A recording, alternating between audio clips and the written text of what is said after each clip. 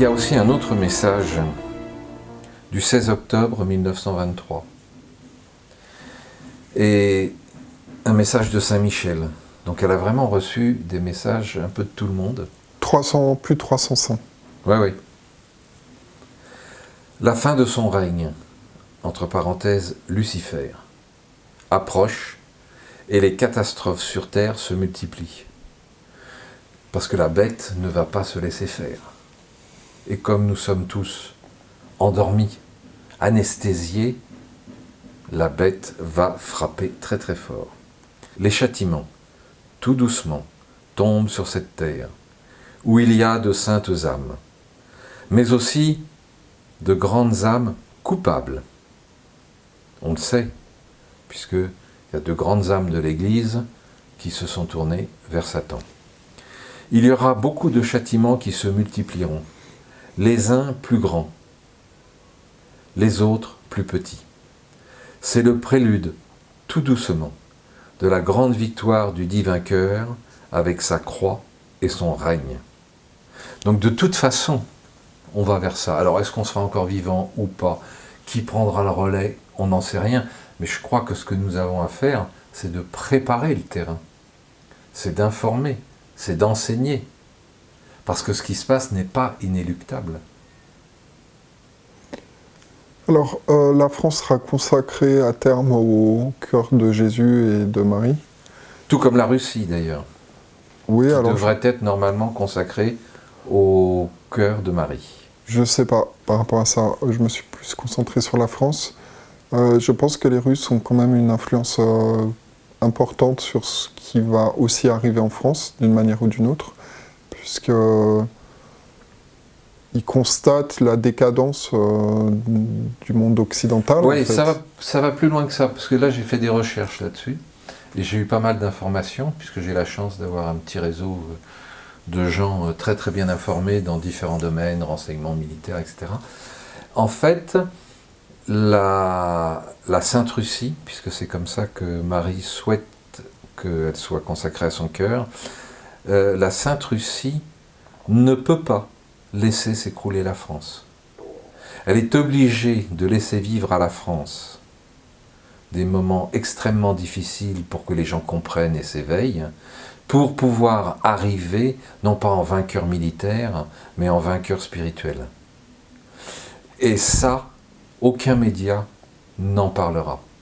Car le but de la Russie, et si on lit, puisque j'ai eu des gens qui étaient proches de Poutine, Poutine a en lui cette mission, cette dimension messianique, mais christique, mariale.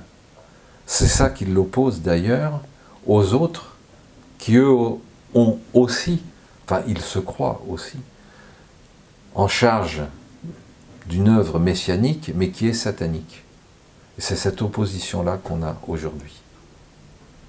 Ça demande beaucoup de subtilité, beaucoup de finesse, beaucoup de tranquillité, de garder la tête froide pour agir de façon extrêmement circonspecte, dans le respect justement de l'humain et du christique.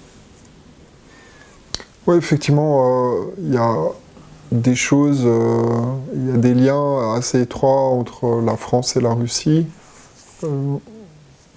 C'est pour ça qu'il y a cette invasion islamo-russe qui est anticipée dans les prophéties, mais on ne sait pas exactement de quelle nature cette invasion. Alors, oui, parce qu'en fait, on peut croire que c'est une invasion islamo-russe ensemble, ou est-ce que c'est une invasion islamique et les Russes vont ensuite venir nettoyer, ou les Russes vont obtenir des islamistes avec lesquels ils discutent tous les jours, puisqu'ils sont en train de construire les BRICS avec des islamistes. Et puis attention, parce qu'il n'y a pas que des islamistes intégristes, provocateurs, destructeurs. Beaucoup d'islamistes sont des gens de paix. Alors peut-être qu'il y en a aussi qui vont aider la France. Oui, donc effectivement, c'est... Alors, il y a cette trame de prophétie, mais on ne connaît pas en détail exactement comment ça va se dérouler. Ceci dit, je pense qu'il faut malgré tout se préparer. La meilleure protection aujourd'hui face aux forces sataniques, c'est Jésus, le Christ, et la croix, qui est très puissante pour se protéger contre ces forces sataniques. Ceux qui n'ont pas du tout la foi, ça risque d'être un peu compliqué pour eux. Moi, je suis passé un peu à travers différents états, on va dire. Je suis baptisé, enfin j'ai ma famille du côté de ma grand-mère et mon grand-père était très pratiquant.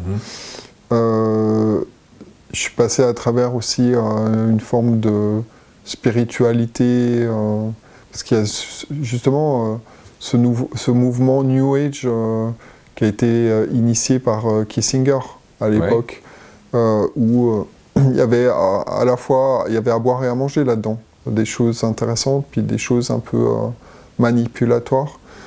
Donc je pense qu'il faut faire la synthèse avec ça, mais moi je reviens plus aujourd'hui au Christ et à Jésus et à cette énergie christique, puisqu'aujourd'hui on voit aussi que la religion catholique et le Vatican ont été infiltrés par des forces sombres.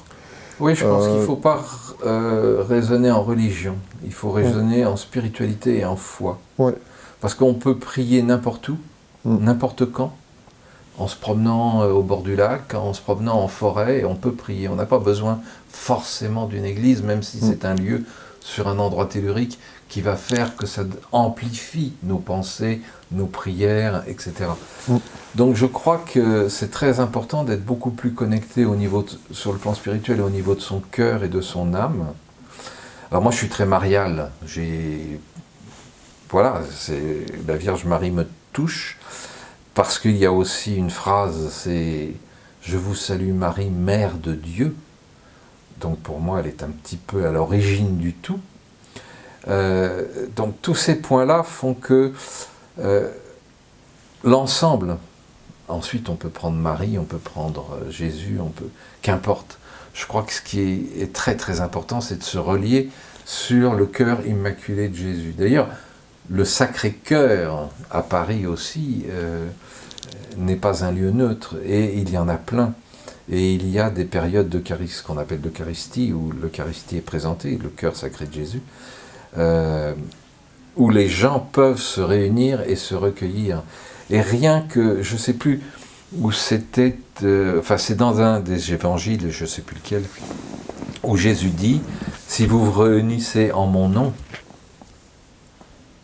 donc même un repas autour du Christ ou autour de Marie est une œuvre, est une prière, est une forme de mantra.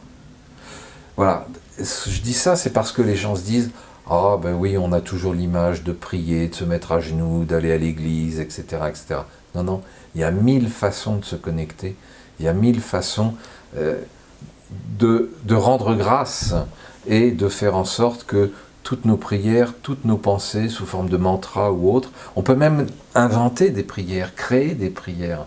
Et ça, je pense que c'est important que les gens le sachent, parce qu'on peut y aller de son cœur, là, on peut y mettre toute son énergie, toute sa vibration pour essayer de faire bouger les choses.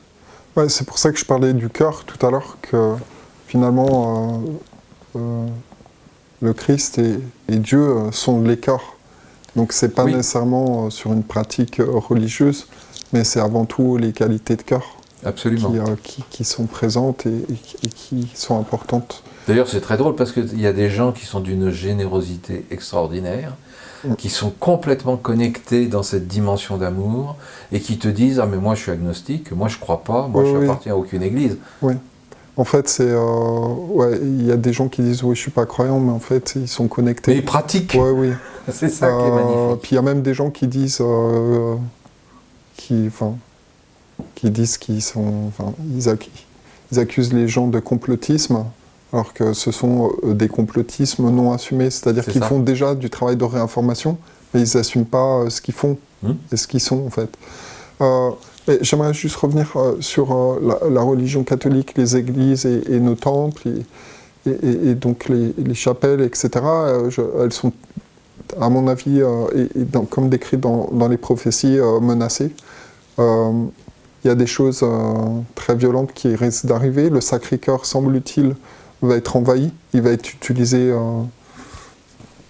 pour des réunions de rébellion, de gens qui contestent le système. Il y a un parti gauchiste, socialo-communiste qui est mentionné dans les prophéties, qui va causer beaucoup de problèmes. Donc ça va être nécessairement la NUPES et ce Front populaire, là, ce parti qui va créer de gros troubles. Peut-être un nouveau qui peut naître avec les émigrants. Oui, alors peut-être issu suite à un krach monétaire et bancaire qui va conduire les gens à complètement péter un câble, quoi, péter les plombs. Et donc à ce moment-là, quand les gens perdent tout, ils sont prêts à tout. Ils n'ont plus rien à perdre. C'est clair. Et puis il va y avoir de la colère et ils vont s'en prendre en fait par vengeance aussi, par dégoût, ils vont s'en prendre aux monuments et aux églises, et ils ont déjà commencé à le faire, puisqu'il y a beaucoup de plus en plus d'églises qui sont attaquées, dégradées, pillées, la croix. Mais pas qu'en France. Oui. Dans le monde entier. Et on n'en parle pas. Oui. Aucun média n'en parle. Non, ils n'en parlent pas, mais pourtant ça arrive. Donc effectivement, c'est un signe qu'on avance vers cette bataille avec ces forces sombres. Oui, et je pense que nous devons non pas faire du prosélytisme pour expliquer aux gens qui doivent se convertir. Je pense que nous devons avant tout être des exemples. Oui, je pense ce qui est important, c'est de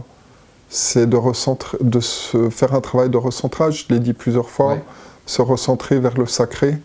Et c'est pas seulement religieux, mais c'est recentrer ses énergies en fait. Parce que les gens sont divertis dans le matériel, parce qu'on vit dans une société où tout est fait pour nous divertir, pour nous diviser, nous fractionner. Ouais, voilà. Parce qu'on voit que, il y a eu la période d'il y a 2-3 ans, ensuite la guerre en Ukraine, donc ça a redivisé les gens, il y avait ceux qui étaient pour ou contre la seringue, il y a ceux qui sont pour ou contre l'Ukraine et la Russie, maintenant il y a ceux qui sont pour ou contre Israël et les islamiques, on va dire, le Hamas, etc., la bande de Gaza, les Palestiniens et autres. Donc on redivise, on fragmente sans arrêt. D'ailleurs, j'attire l'attention là-dessus. Attention entre juifs, Israël et sionistes. Car on fait un amalgame en ce moment. Or, énormément de juifs ne veulent pas la guerre. D'ailleurs, on le voit à New York, les juifs un peu intégristes défilent avec les Palestiniens contre la guerre. Donc attention, l'État d'Israël, ce ne sont pas les juifs, et les juifs, ce ne sont pas les sionistes. Donc ne mélangeons pas les choses, parce que là aussi, les mots font qu'on va finir par encore se monter les uns contre les autres, et encore pendant des années, manager la haine, gérer la haine, et c'est pas ça qu'on veut. Ce qu'on veut, c'est retrouver un monde de paix. Oui, il y a beaucoup de confusion parce que les forces du mal, les forces sataniques sont imbriquées dans les forces du bien, d'une certaine façon, parce qu'en fait, il n'y a qu'une seule énergie. Il n'y a pas de différence, c'est simplement... Enfin, le niveau de fréquence n'est pas le même. Oui, mais en fait, il y a une seule conscience, donc c'est juste l'énergie et la fréquence vibratoire qui est... C'est ça. Et c'est un... Plus la conscience positive, la conscience, on va dire, christique, la conscience mariale, maintenant il y a plein d'autres possibilités, plus cette conscience va devenir importante, plus évidemment elle va effacer la conscience satanique. Voilà. Et c'est ça dont nous avons besoin, puisque l'enjeu se trouve là, au niveau de cette puissance-là. Voilà, donc... je parle de ce recentrage, je pense que c'est important de se recentrer sur le sacré, protéger nos monuments, nos églises, nos chapelles, et de prier aussi, de faire des prières pour... Absolument. Parce qu'en fait, chaque prière a une puissance, et on a ce pouvoir d'avoir un impact sur Notamment ce les qui se prières passe. des enfants. Voilà, donc c'est ce que je pense qu'il est important à faire. Et de garder confiance, parce que on est dans une période très particulière, mais il va y avoir de fantastiques opportunités à tous les niveaux. Absolument. Et un nouveau monde, en fait. Un nouveau monde qui va se mettre en place suite à ce chaos. On est complètement d'accord. Merci Ludovic de cet échange. Merci Didier. Je propose aux personnes qui ont regardé cette émission de se procurer, vraiment je recommande de se procurer ces 2 tomes des prophéties de l'Aphrodite de Marie-Julie Gianni, qui est une stigmatisée de Blanc. Et c'est aux éditions Résiac, donc il y a 2 ouvrages. Il y a les visions de Marie-Julie Gianni sur le temps présent, qui est le tome 1, qui est ici, et puis le tome 2, Miracle au cœur des ténèbres. Donc, on va vous mettre les coordonnées. Oui. Donc déjà rien que le livre Miracle au cœur des ténèbres, c'est très puissant. Miracle au cœur des ténèbres. Voilà. Ne lâchons rien. Nous avons tous les moyens.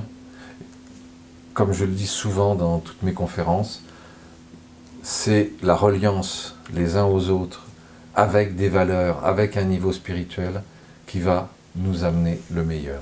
Juste pour terminer, il y a un site aussi de Marie-Julie Gianni, sur internet, les amis de Marie-Julie Gianni, il y a un site qui explique toute sa vie et c'est important de savoir qui était cette sainte. Merci Ludo. Merci Didier.